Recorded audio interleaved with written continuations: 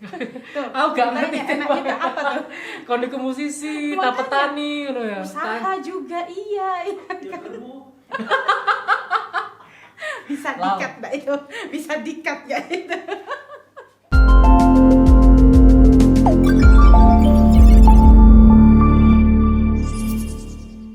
Oke Mas, dengar-dengar nih ya, awalnya dulu ternyata Mas Yudi adalah seorang entrepreneur.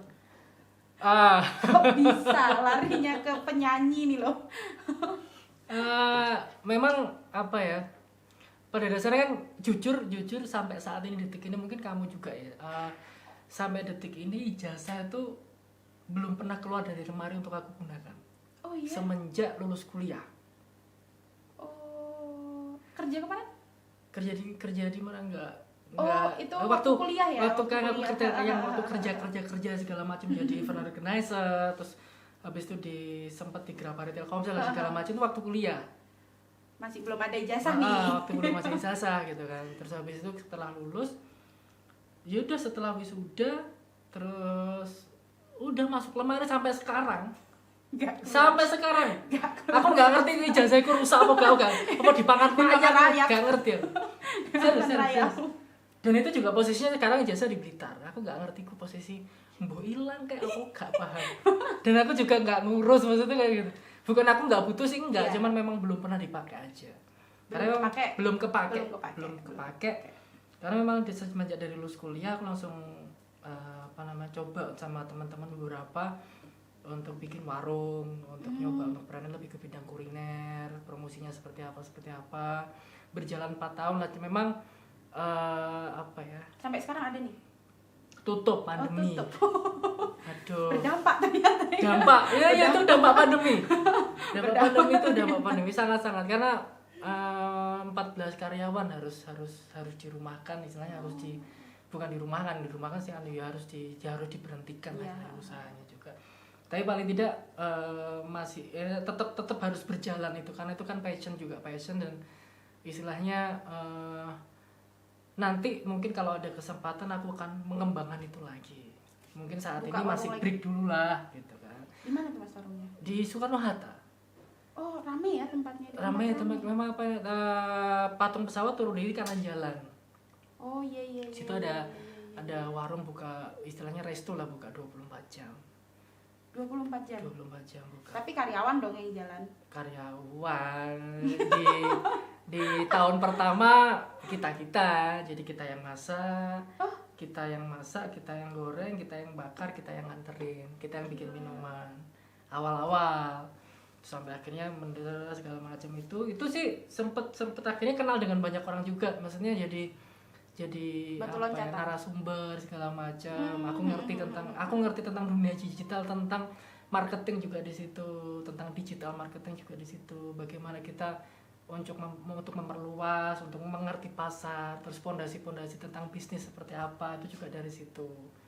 Sampai akhirnya walaupun ngerti cuman memang sulit untuk dilakukan gitu. Iya. Maksudnya, ya akhirnya ngerti, pengetahuannya banyak di situ lah. Sampai akhirnya ketika itu masa pandemi datang, karena memang juga passionnya dari tahun 2015 kemana aku juga sudah rilis single yang pertama kembali ke masa silam. Pada saat itu real story sebenarnya basicnya real story. Yang nyiptain juga Mas Yudi. Wah iya, ada teman yang nyiptain pada saat itu lagi teman. Pas nulis? sama juga dia nulis juga. Sampai akhirnya teman kok ini basicnya real story banget ya. Terus akhirnya video klipnya dimirip-miripin dengan kisah sebelumnya. Sampai akhirnya itu booming di area teman-teman musisi di Malang. Karena memang pada saat itu lagi panas-panasnya kasusnya Yudi Prata ini dengan seseorang ini. Wah parah. Sampai akhirnya ketika yang kedua kembali sepanjang tua dan sampai ke yang kelima, sampai akhirnya ya sudah, akhirnya di situ aku masih timbul tenggelam gitu. Masih belum niat nyoba ini tadi ya. Sampai akhirnya memang masa pandemi ini hikmahnya di situ. Hikmahnya adalah ternyata aku ngerti grand business. Karena memang sekarang mungkin pada dasarnya adalah mungkin ada yang setuju ada yang enggak itu. Enggak zamannya lagi kita ngejar label. Ngejar major label. Oke. Bagi saya mungkin bagi banyak orang yang mungkin sudah sadar major label sekarang adalah mungkin big indie label posisi sekarang. Sekarang ya. Karena bukan kita yang nyari mereka, tapi mungkin label yang mencari mencari orang atau mencari kita gitu. Tapi memang pada dasarnya memang seperti itu. Makanya sekarang sudah tidak zaman seperti itu. Mungkin banyak orang sekarang ini lebih independen, lebih menggarap musiknya. Akhirnya aku terjun akhirnya ketika saat celupan itu tadi, akhirnya kan semangat wah luar biasa, karena memang pada saat itu akhirnya aku ke kota-kota, maksudnya ke kota-kota menemui pencipta lagu yang lagi booming pada saat itu siapa gitu kan. Ada Om Husin Albana, ada Om Nurbayan, ada Arya Satria, terus ketemu sama beberapa channel-channel yang memang pada saat beberapa bulan 1 tahun terakhir ini booming lah banget. Terus ketemu juga artis-artisnya yang ada di mungkin Kediri, Blitar, terus dari Jogja, Solo, Semarang. Akhirnya aku ketemu di sana. Sampai akhirnya ketemu sama Hendra Kumbara, ketemu di base campnya Underboy di Bantul, terus ketemu di base campnya Guyon Waton bagus itu di Kulon Progo. Sampai ke sana akhirnya cuma memperkenalkan dan ngerti kan bisnis mereka seperti apa. Jadi akhirnya ya mereka taunya Yudi Prata orang Malang gitu aja. Jadi mereka ketika mereka ke Malang ya aku insya Allah mungkin nanti kita juga bisa komunikasi dengan manajer-manajer mereka. Dan dari situ akhirnya Mas Yudi ini dituntut untuk menjadi multi talent. Yap. Iya. Betul. Menjadi multi talent. Jadi kayak bukan dituntut, kayak memang tuntutan ya. Kalau bagiku mungkin banyak orang bilang kon iku musisi aja lah, nggak usah berkarya tok ae. Kasihan yang lain, Mas. Kasihan. cuman bagiku berkesenian tetap kita harus tahu grand bisnisnya seperti apa gitu. Karena mungkin suatu saat aku yang akan menghandle mereka ini.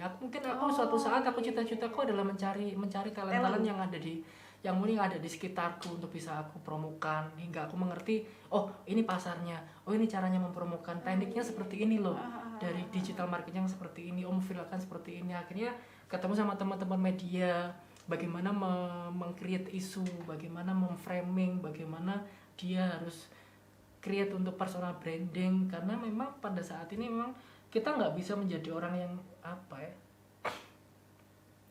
untuk menjadi orang yang luar biasa atau yang dikenal, kita tidak bisa bekerja secara biasa. Oke. Jadi untuk menjadi luar biasa memang kita harus bekerja lebih berat daripada orang biasa. Benar. Iya bener ya. Iya bener Mas. Iya kan? Karena kalau kita menjadi orang yang melakukan hal yang biasa, mungkin kemungkinan kecil kita akan menjadi orang yang luar biasa dan dikenal. Iya benar, karena usaha tidak akan mengkhianati hasil. Itu betul, iya betul. Usaha tidak akan mengkhianati hasil. Proses, terus banyak mungkin cacian, makian, gunjingan. Ketika misalnya saya mencoba untuk membentuk tim, akhirnya pada saat memang akhirnya pengalaman ini karena profesional dalam berbisnis itu kita tidak bisa untuk romantisme atau pertemanan atau misalnya bisnis walaupun memang nggak semuanya itu dihitung bisnis, misalnya nggak semuanya juga berangkat dari uang, misalnya semuanya juga bisa dikomunikasikan. Tapi ketika misalnya jujur mulai 4 bulan 5 bulan kemarin aku lari sprint misalnya untuk ngejar ini aku lari, misalnya usaha lebih giat lagi ya, misalnya aku lari ke sini nemuin ini dan itu akhirnya menghasilkan hingga akhirnya mungkin ya aku yakin orang-orang yang berada di sekitarku adalah orang-orang yang mau aku ajak lari dan bisa saya ajak lari. Kalau misalnya orang-orang ini tidak bisa saya ajak lari, misalnya nyerimpeti kasarnya seperti itu, muntutnya itu, pasti aku akan tinggal. Bukan aku berarti tidak menghargai mereka, tidak. Tapi paling tidak goalku jelas kok. Karena nggak bisa aku menggantungkan cita-citaku kepada orang lain. Kalau bukan diri sendiri yang ambil ya. Cita-cita ya aku yang bisa menggapai cita-citaku dengan apapun caraku. Walaupun tapi tetap di jalannya, tetap lurus, tidak mengkhianati orang lain, tidak menyakiti orang lain, tidak merugikan orang lain. Tapi justru gimana caranya bisa menyenangkan orang lain, meraih cita-cita itu dengan menyenangkan orang lain, dengan mungkin malah menguntungkan orang lain juga. Benar. Itu yang harus. Tapi kalau ngomong-ngomong cita-cita, dari kecil cita-cita apa nih? Aduh, zaman dulu belum ada YouTuber soalnya. Iya. Apa memang dari kecil bercita-cita jadi penyanyi kah? Enggak, sebenarnya gini. Cita-citaku dari kecil adalah pengen dikenal orang sebenarnya. Dan sekarang udah Ya cukup Tercapai. ya, cukup. Tahun 2021 gimana caranya aku bisa dikenal nasional. Amin. Amin. Entah Mas, itu dari nyanyiku. jangan lupa nama saya ya. Iya. Siapa tadi namanya? Aditya. Jangan lupa nama saya ya. Gak Gitu. apa-apa, saya pansos duluan ini Mas. Tapi tetap harus jaga komunikasi agar tidak terkesan kacang lupa kulitnya. Kadang iya, benar. mungkin beberapa orang, mungkin banyak orang yang berjasa pada saat ini adalah orang yang ngasih kontak-kontak yang mute, tak sampai ke sini, dan itu nggak akan aku lupakan orang-orang ini, karena mungkin dari mereka mengasih kontak yang sederhana itu bisa menghasilkan Yudi Prata yang mungkin posisi saat ini bisa sampai di titik ini Iya, gitu kan. Yang mungkin nggak kepikiran bisa satu panggung sama Cak Percil misalnya, benar. terus bisa satu panggung sama Cak Nan, terus tahu-tahu kita bisa sepanggung kolaborasi sama Darun, Darboy Gang, terus kolaborasi sama Indra Kumbara yang memang pada saat itu lagu Dalan Liani siapa yang nggak kenal misalnya pada saat itu kan. Terus tahu-tahu aku bisa duet bareng kolaborasi sama Jian Audi, nggak ada yang nyangka kalau nggak karena jalan Tuhan dan ya otomatis karena usaha ya, karena jalan Tuhan pun kita berdoa seperti apapun kalau kita nggak ikhtiar atau gerak juga nggak akan bisa mencapai titik itu gitu. Iya. Sama aja orang mager pengen kaya. Itu mengong. Mager pengen kaya. Banyak Ya, tuh Mas kayak gitu.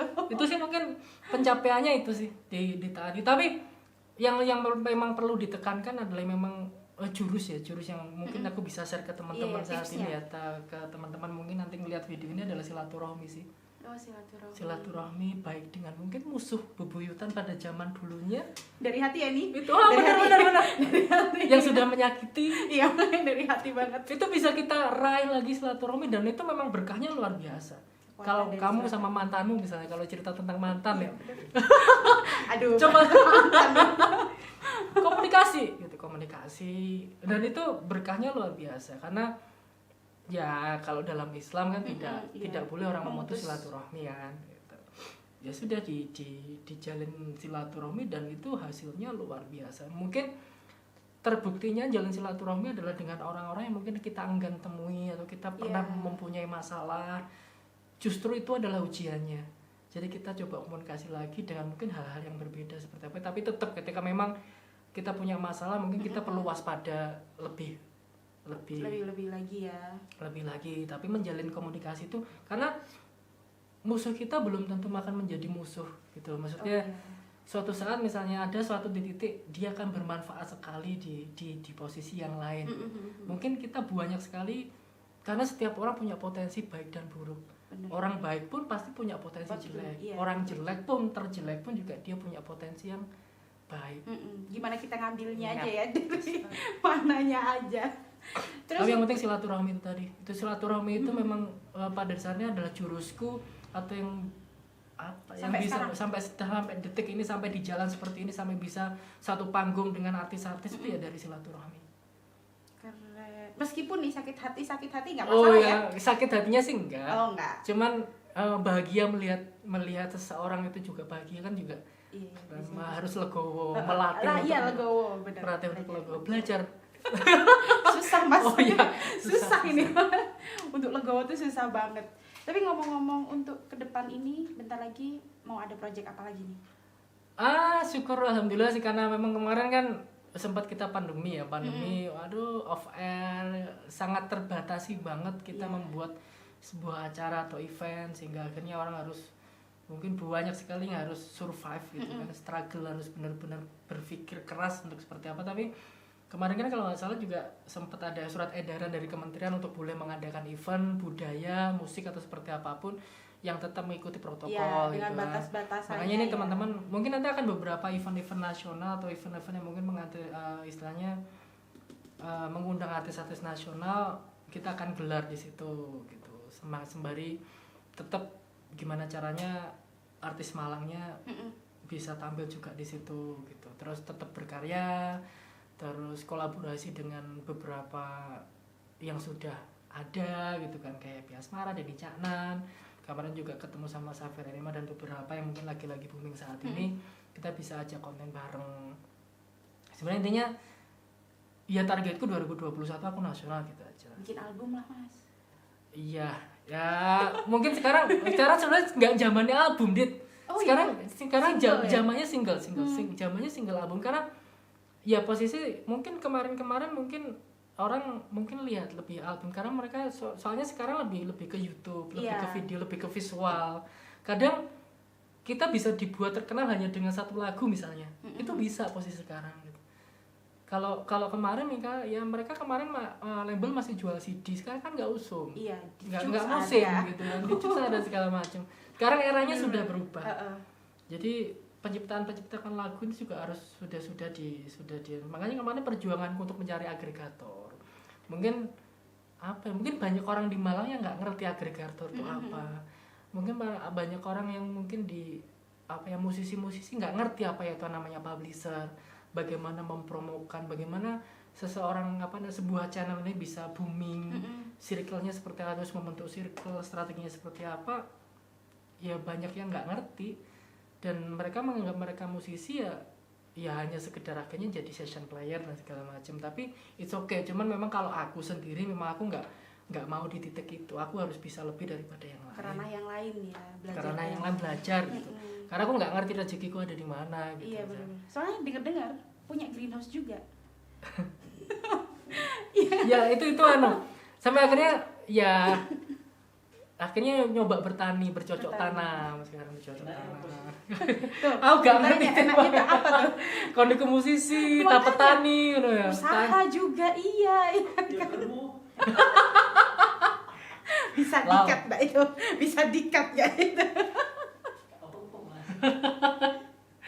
Iya ya, tapi bener itu aku pernah ya syukur-syukur aku nggak masuk penjara ya. Iya, yang penting kan sekarangnya kan sudah Iya. enggak gitu.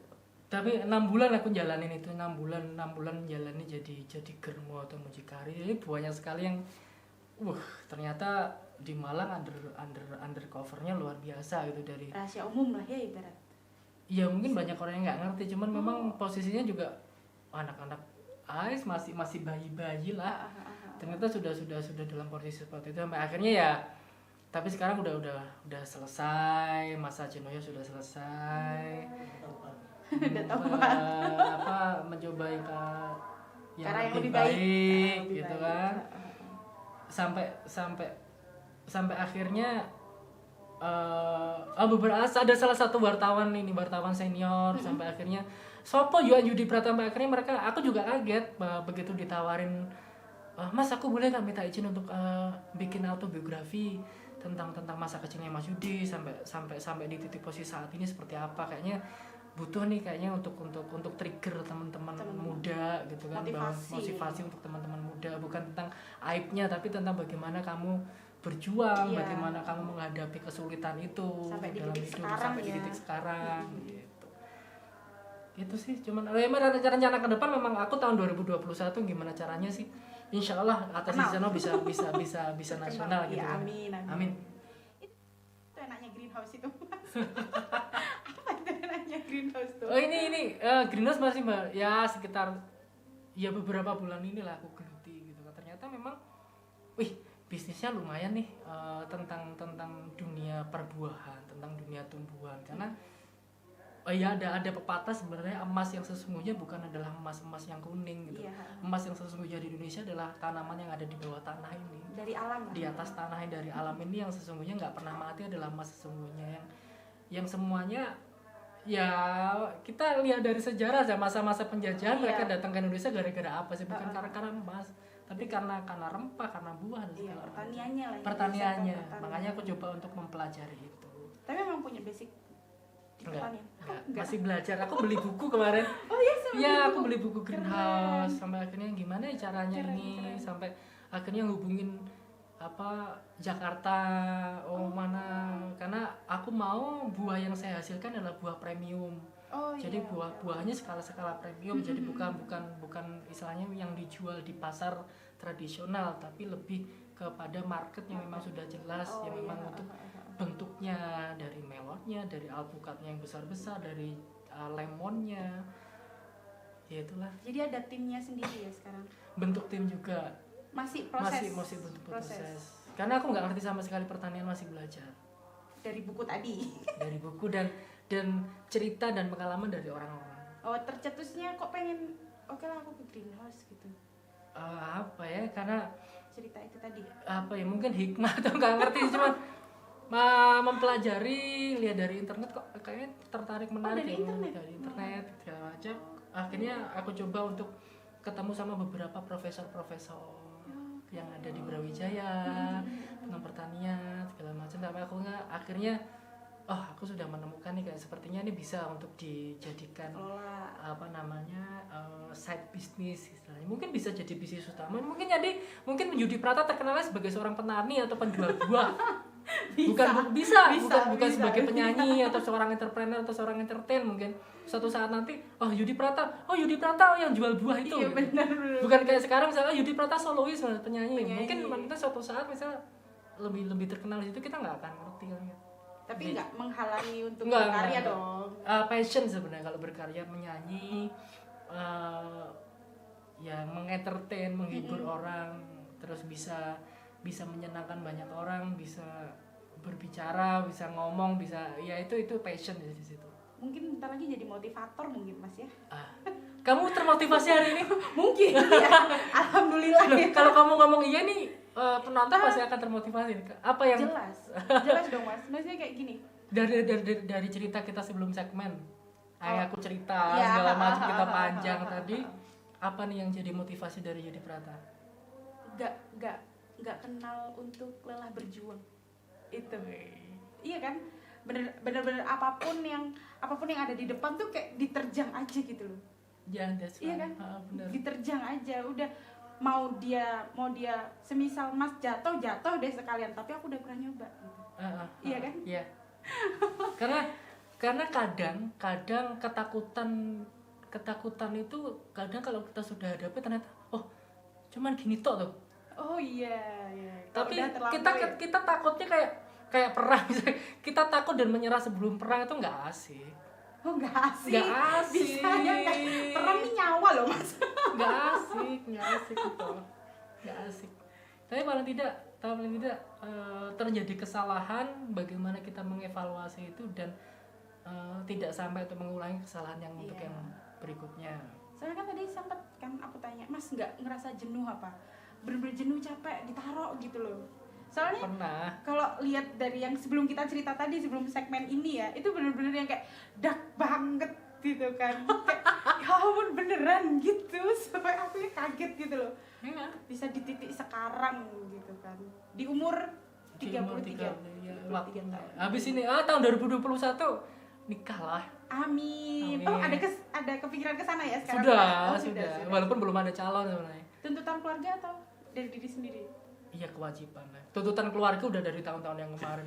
Sumpek kan itu. Sampai udah capek Mas. Capek nanyanya kayaknya ya.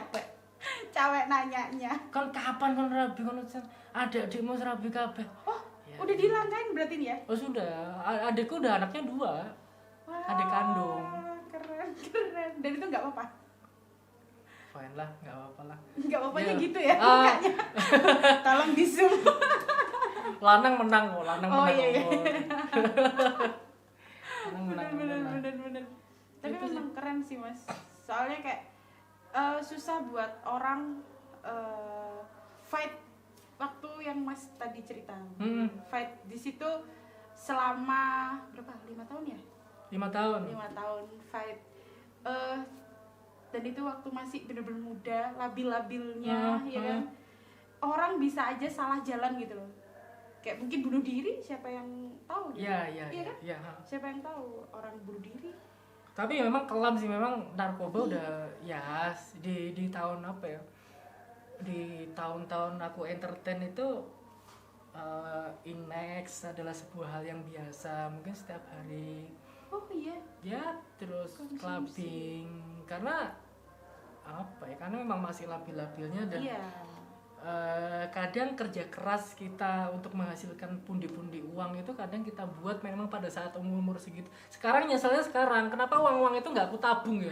Goblok. Tapi biasanya tahu nggak sih Mas, kalau semisal uang yang didapat cepet, ngabisinnya juga cepet. Itu nggak cepet loh.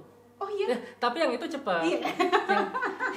yang jadi germo itu cepet. Tapi yang masa-masa aku berjuang di kerja itu nggak cepet. Ya itu itu tapi nggak apa-apa, maksudnya itu pengalaman. Dari situ tahu oh ternyata fungsinya nabung tuh ini. Ya akhirnya sampai sekarang kita harus bisa memanage uang dengan baik. Itu sebenarnya kuncinya susah di situ juga. Selain silaturahmi tadi ya. Selain silaturahmi, bener. Selain silaturahmi itu mungkin banyak orang yang nggak sadar atau mungkin yang belum melakukan itu. Coba lakuin itu dengan siapapun, dengan musuh, dengan mantan. Mantannya harus ke saya loh. Iya, kamu tadi cerita mantan itu dengan mantanku kan ya. Itu juga. Tapi Mas kan udah baik sama mantannya. Baik datang ke rumahnya. Silaturahminya masih terjalin. Terus ya gowo lah. Asik, maksudnya asik. Jadi baik itu adalah asik karena sebuah ketidakbaikan itu tidak harus dibalas juga dengan ketidakbaikan. Mungkin kita mungkin bisa surprise kita membalas dengan sebuah kebaikan yang mungkin akan dia ingat lama daripada ketidakbaikan itu. Enak. Dan masa lalu tuh kadang nggak yang harus kita ambilnya jelek-jeleknya aja. Pasti ada baiknya buat kita.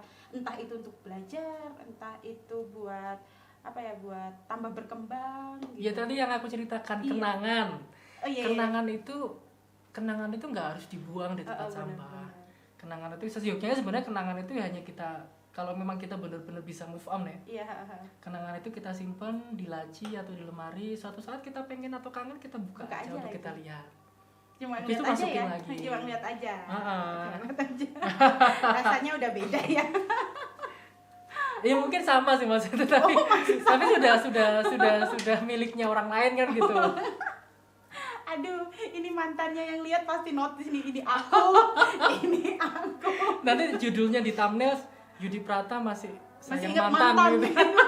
Masih ingat mantan. Mungkin lebih-lebihnya Yudi Prata masih ingat rasa mantan. Aduh ya. Ojo lal. Biar teman-teman tahu filosofi dari seorang Yudi Prata adalah. Waduh, ngomongin filosofi lal. Apa ya? Mungkin tahu apa? Oh iya ya. Iya, Hilal pernah tanya ketika kan aku udah lama gak ketemu Hilal. Tahu-tahu muncul dengan Yudi Prata fotonya ambek Caknan, ambek Percil. Tahu-tahu nggak lama kemudian ambek Indra Kumbara sama Zarbo. Nggak lama kemudian sama siapa? Terus dia tanya, "Kon iku topo ndek ndi sih, Lek?" Gua aku melu. Modelmu topo. Iri. Kau wasar deh kalau nanya, "Kon iku topo ndek ndi sih? Kon iku berguru nang ndi?" Mau aja deh. Filosofi ya. Tenggelam. Ada ini bisnis apa nandi? Otakmu tuh tadi artis. Kok iso? Aku kok gak iso kan. Ketahu. Sebenarnya ada prinsip yang mungkin akan saya pegang mungkin sampai nanti akhir hayat ya. Tapi ada beberapa ada satu prinsip atau filosofi yang membuat ini tetap bertahan gitu. Jadi aku tuh paling takut sombong. Jadi aku tuh paling takut kalau mengakui bahwa semuanya adalah aku yang berbuat. Mungkin nggak sama dengan sebagian orang, tapi aku bangga gitu dengan diriku, tapi sebagai makhluknya yang menjalankan. Jadi karena ada keyakinan bahwasanya sebenarnya aku bisa nih hanya karena aku dipisahkan kok. Karena kalau aku nggak dipisahkan aku nggak mungkin bisa. Aku mampu pun untuk mengerjakan semua ini, aku sampai merinding. Kayak bola basket dong ya. Merinding. Aduh. Kita yang merinding ya. Iya. Aduh, ya Allah. Ya itu. Jadi aku bisa ya aku karena dibisahkan. Aku mampu untuk melakukan semua ini, mampu untuk tetap sehat, untuk tetap struggle, untuk tetap kadang banyak orang bilang kon gak kesel lah Yud. Wirawiri Blitar Malang, Blitar Kediri hanya untuk mungkin ketemu sama ini, produksi lagu dan segala macam. Tapi ya itu karena aku dimampukan sehat, aku dimampukan di jalan. Orang-orang nggak ngerti kalau kadang di jalan aku hampir nabrak truk dan segala macam, capek tidur di jalan kondisi sepeda motor jalan itu kan aneh. Oh iya pernah. Oh, tahu. Oh iya, loh serius. Serius, Pak. Serius, Pak. Motornya canggih. Serius ini hak. Karena kalau nggak dimampukan, kalau nggak dibisakan gitu. Kalau misalnya tahu-tahu aku nggak ngerti, tahu-tahu aku sudah ada di rel kereta api di jalur yang lain. Misalnya aku waktu ke Malang Blitar nih ya. Yang seharusnya jalurku lewat sana nih. Tahu-tahu aku nggak ngerti pada saat tahu-tahu melek itu di jalur yang jauh.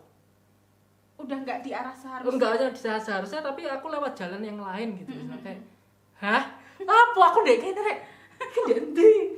Tahu-tahu kena loh, ini kok di jalan raya yang seharusnya aku tadi lewat sana. Dan itu cukup lama. Kalau perjalanan ya cukup lama. Enggak, maksudnya dari titik. Oh, cukup lama, cukup jauh. Gila, iya.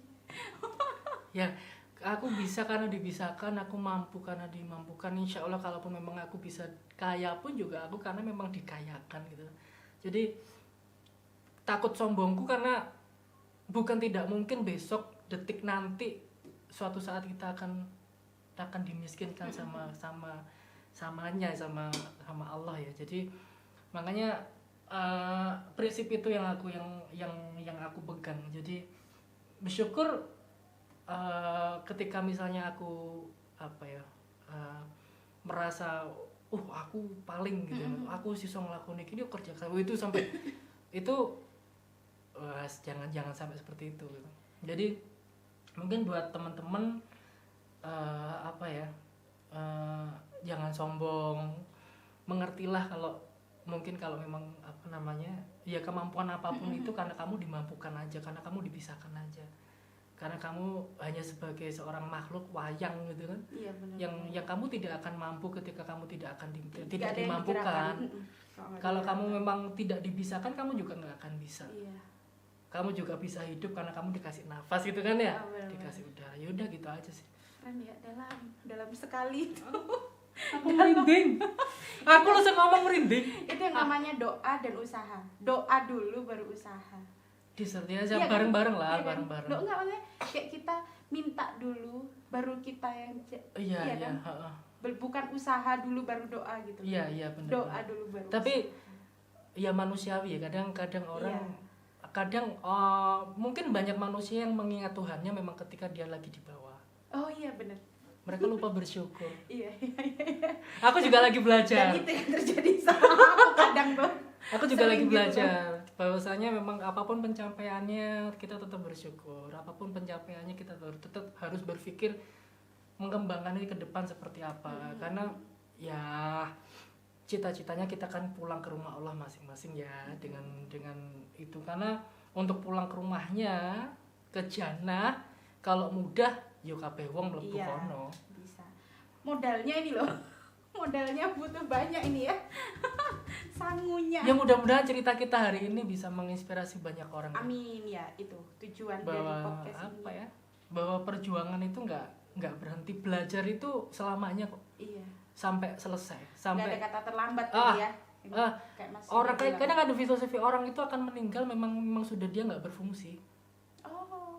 Jadi sebenarnya kalau kadang misalnya selamat ulang tahun ya, semoga panjang umur gitu. Itu kan omongan biasa ya. Kalau bagi bukan basa-basi omongannya, menurutku mungkin lebih baik insya Allah dikasih sisa umur yang bermanfaat ya. Gitu. Okay. Selama orang itu bermanfaat, dia akan masih tetap hidup kok. Mungkin manfaat terakhirnya adalah untuk untuk pengetahuan untuk orang lain bahwa dia salah. Iya. Itu manfaat terakhir. Tapi seseorang kalau sudah nggak punya manfaat atau sudah selesai manfaatnya ya sudah. Tapi selama itu paling tidak kita melakukan hal-hal yang baik. Mantap, sumpah. Tetap di jalannya dan melakukan hal-hal yang baik. Itu aja sih. Nggak menyakiti orang lain, nggak merugikan orang lain, malah kalau bisa bagaimana kita meraih sukses tapi bermanfaat, kita menyenangkan dan menguntungkan orang lain juga. Mulia sekali hati Anda, Mas. Ya ampun. Nih, idaman ini buat cewek-cewek yang 2021 ya mau nikah ya? Tahun ini. Oh iya, 2021 tahun ini. Sekarang bulan apa? Bulan Maret. Oh iya, kadang pertemuan itu kadang nggak sampai 1. Kadang pertemuan sehari pun bisa langsung ngajak nikah loh. Tuh kan? Tuh kan? Kon gendeng kok. Dasar. Mungkin buat mbak-mbak di luar sana yang mau nikah tahun ini bisa langsung hubungi kontak person editor, tolong ya diedit. Diedit. Atau DM ke Instagramnya ada ya? Ada. Boleh di itu. Instagramnya Yudi Prata, YUDI PRATA _ Yudi Prata. Terus YouTube-nya channelnya Yudi Prata aja, Yudi Prata. Juga bisa datang ke channel YouTube-nya Mas Yudi. Siapa tahu pengen mengenal Mas Yudi lebih dalam lagi. Hai. Oke. Untuk podcast hari ini kita sudahi sampai sekarang. Thank Kayaknya you ya. iya, makasih banget loh Mas. Udah Amin. mau berbagi pengalaman, berbagi ilmu buat teman-teman, apalagi buat aku. Ya nanti sharing-sharing, banyak sharing kita. Bener. Aku harus belajar banyak banget dari Mas Yudi ini. Entah dari segi entrepreneurnya, mungkin ada yang bisa tak ambil nanti. Mungkin aku bisa jadi entrepreneur, jadi penyanyi mungkin. Jadi penyanyi. Iya, jadi suaranya enak loh.